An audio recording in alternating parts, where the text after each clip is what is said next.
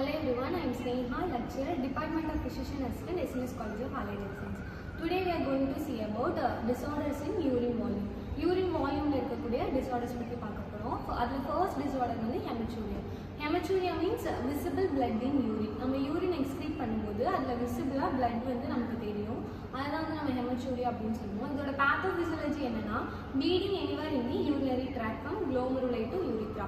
கிட்னில இருக்கக்கூடிய பேசிக் ஸ்ட்ரக்சரான glomeruli இருந்து end of the urinary tract urethra வரைக்கும் இருக்கக்கூடிய pathwayல எங்க bleed ஆனாலுமே அது வந்து யூரின் மூலமா எக்ஸ்க்ரீட் ஆகும். இத வந்து நம்ம hematuria னு சொல்றோம். இது எதனால வரலாம் அப்படினா ஏதாவது infection, cystitis, bladder inflammation, urinary tract inflammation, stones, renal, urethral, bladderல ஏதாவது ஸ்டோன்ஸ் இருந்தாலும் வரலாம்.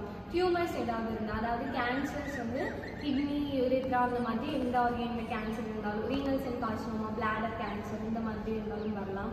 ட்ராமா, ஏதாவது ஆக்சிடென்ட் ஆயிடுச்சு இல்லை ஏதாவது இன்ஜுரி ஆயிடுச்சு, அந்த இன்ஜுரினால ப்ளீடிங் ஆகுதுனாலும் கூட வரலாம். glomerular nephritisனால, polycystic kidney disease, coagulopathiesனால கூட இந்த hematuria வரதுக்கான சான்சஸ் இருக்கு. டயக்னோசிஸ் இது எப்படி பண்ணுவோம் அப்படின்னா யூரின் அனாலிசிஸ் பண்ணுவோம். யூரினை வந்து மைக்ரோஸ்கோப் எக்ஸாமினேஷன் பண்ணி அதில் ஆர்பிசிஸ் ப்ரெசென்ட் ஆயிருந்தா ஹெமச்சூரியான்னு சொல்லிட்டு நம்ம டயக்னோஸ் பண்ணுவோம். யூரின் கல்ச்சர் பார்ப்போம். ஏதாவது இன்ஃபெக்ஷனால ப்ளீடிங் இருக்குது அப்படின்னா யூரின் கல்ச்சர் பார்த்து என்ன ஆர்கானிசம் க்ரோத் ஆகுதோ அதுக்கான பர்டிகுலர் ட்ரக் வந்து நம்ம ப்ரொவைட் பண்ணுவோம். நெக்ஸ்ட் இமேஜிங் ஸ்டடிஸ் பார்த்தீங்கன்னா ultrasound, computer tomography, urography. Ultrasound scan பார்ப்போம், சிடி யூரோகிராஃபி பார்ப்போம். சிஸ்டோஸ்கோப்பின்றது பிளாடர் எவாலுவேஷன் பண்ணுறதுக்காக பண்ணக்கூடிய ஒரு பர்டிகுலர் டெஸ்ட்டு.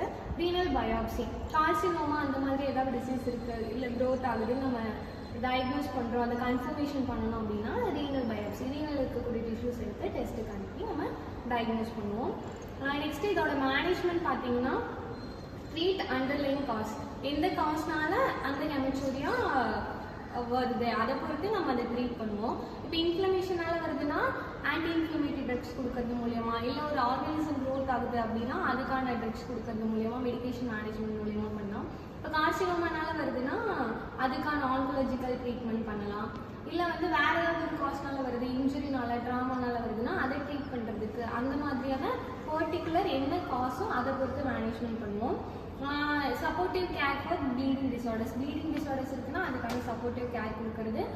ப்ளஸ் வந்து இதில் பிளட் எக்ஸ்க்ரீட் ஆகுது அப்படின்றதுனால பேஷண்ட்டுக்கு அனீமியா வர்றதுக்கான சான்சஸ் நிறைய இருக்குது. ஸோ அனீமியாவை ப்ரிவென்ட் பண்ணுறதுக்கான மேனேஜ்மெண்ட் நம்ம பார்த்துக்கணும். பேஷண்ட் அனீமியா போகாமல் ப்ரிவென்ட் பண்ணணும். நெக்ஸ்ட் கண்டிஷன் பார்த்தீங்கன்னா ப்ரோட்டீனூரியா வந்து இல்லை ரெண்டு டைப் ஆஃப் ப்ரோட்டீனூரியா இருக்குது. ஒன்று வந்து டிரான்சியன்ட் ப்ரோட்டீனூரியா, இன்னொன்று persistent proteinuria. Transient proteinuria அப்படின்னா temporary presence of protein in the urine. டெம்பரவரியா நம்ம யூரின்ல வந்து ப்ரோட்டீன் ப்ரெசென்ட் ஆயிருக்கும் ஷார்ட்டர் டியூரேஷனுக்கு. இதோட காசஸ் பார்த்தீங்கன்னா ஃபீவர்னால வரலாம், எக்ஸசைஸ் பண்ணுறதுனால வரலாம், ஸ்ட்ரெஸ் இல்லைன்னா வேற ஏதாவது அக்யூட் இல்னஸ்னால வரலாம். இதோட டயக்னோசிஸ் என்ன பார்ப்பாங்கன்னா urine dipstick test. Urine dipstick test அப்படின்னா என்னன்னா இந்த ஒரு ஸ்டிக் மாதிரி இருக்கும், அதில் ஒரு கெமிக்கல் வந்து டிப் பண்ணி வச்சுருப்பாங்க. அதை நம்ம யூரினில் டிப் பண்ணும்போது கலர் வந்து சேஞ்ச் ஆச்சுன்னா அது வந்து பாசிட்டிவ் அப்படின்னு அர்த்தம். இப்போ கலர் சேஞ்ச் ஆகலை அப்படின்னா நெகட்டிவ் வரும். பாசிட்டிவ்னு இருந்ததுன்னா யூரினில் வந்து குளுக்கோஸ் அதிகமாக இருக்குது, ப்ரோட்டீன் ப்ரெசென்ட் ஆயிருக்கு, ஆர்பிசி ப்ரெசென்ட் ஆயிருக்கு, இந்த மாதிரி அர்த்தம். இதே வந்து கலர் சேஞ்ச் ஆகலை டிப்ஸ்டிக் டெஸ்ட்டில் அப்படின்னா இந்த கண்டிஷனுமே இல்லை, வேறு ஏதாவது டயக்னோஸ் பண்ணணும் அர்த்தம். மேனேஜ்மெண்ட் பார்த்தீங்கன்னா வித்தவுட் ஸ்பெசிஃபிக் ட்ரீட்மெண்ட் இல்லாமல் இது ஒரு அக்யூட் இல்னஸ்ன்றதுனால இந்த ஃபீவர் அந்த மாதிரி கண்டிஷன்ஸ் கியூர் ஆனாலே இது வந்து சரியாகும். நெக்ஸ்ட் வந்து பர்சிஸ்டன்ட் ப்ரோட்டீனூரியா. அப்படின்னா என்னன்னா persistent presence of protein in urine on repeated test. பர்சிஸ்டண்டாக ப்ரோட்டீன் வந்து யூரினில் ப்ரெசென்ட் ஆகிட்டே இருக்கும். நம்ம ரிப்பீட்டடாக டெஸ்ட் எடுத்துகிட்டே இருக்கும்போதும் பர்சிஸ்டண்டாக ப்ரெசென்ட் ஆகிட்டே இருக்கும். இதோட பேத்தோஃபிசியாலஜி என்னன்னு பார்த்தீங்கன்னா glomerular இன்க்ரீஸ்டு பெர்மியபிலிட்டி இருக்கும். டியூப்லரில் வந்து ரீஅப்சார்ப்ஷன் ஆஃப் ஃபில்டர்டு ப்ரோட்டீன் வந்து கம்மியாக இருக்கும். அதனால ப்ரோட்டீன் வந்து யூரினில் எக்ஸ்க்ரீட் ஆகிறதுக்கான சான்ஸ் இருக்குது. இதோட காசஸ் பார்த்தீங்கன்னா glomerular nephritis இருக்கிறதுனால வரலாம், ஹைப்பர் டென்ஷன் இருக்கிறதுனால வரலாம், அமிலாய்டோசிஸ்னால வரலாம், லூப்பஸ் நெஃப்ரைட்டிஸ், ப்ரீஎக்லாம்சியா, இது எல்லாமே இதோட காசஸ். இதோட டயக்னோசிஸ் எப்படி பார்ப்போம் அப்படின்னா குவான்டிடேட்டிவ் ப்ரோட்டீன் மெஷர்மெண்ட் 24 hours யூரினோட ப்ரோட்டீன் வந்து இது பண்ணுறது மூலமா, spot urine protein, creatinine ratio இதெல்லாம் கால்குலேட் பண்ணுறது மூலமா நம்ம டயக்னோஸ் பண்ணலாம். நெக்ஸ்ட் பிளட் டெஸ்ட் பண்ணலாம். Serum albumin, creatinine, BUN, blood urea, nitrogen அந்த டெஸ்ட் பண்ணுறது மூலமா பண்ணலாம். Renal biopsy for definitive diagnosis. வேறு ஏதாவது கேன்சர் இருக்குது நம்ம டிடெக்ட் பண்ணுறோம் அப்படின்னா அதுக்கான டயக்னோசிஸ் பண்ணலாம். மேனேஜ்மெண்ட் பார்த்தீங்கன்னா எந்த காஸ்னால வருதோ அதை ட்ரீட் பண்ணுறது மூலயமா. நெக்ஸ்ட்டு ஏசி இன்ஹிபிட்டர்ஸ் ஏஆர்பிஸ் கொடுக்கறது மூலயமா ப்ரோட்டீனூரியா வந்து க்யூர் பண்ணலாம். Next dietary modification. Already protein வந்து எக்ஸ்க்ரீட் ஆகிருக்கிறதுனால இன்டேக் ஆஃப் ப்ரோட்டீன் வந்து கம்மியாக எடுத்துக்கணும், சோடியம் இன்டேக் கம்மியாக எடுத்துக்கணும்.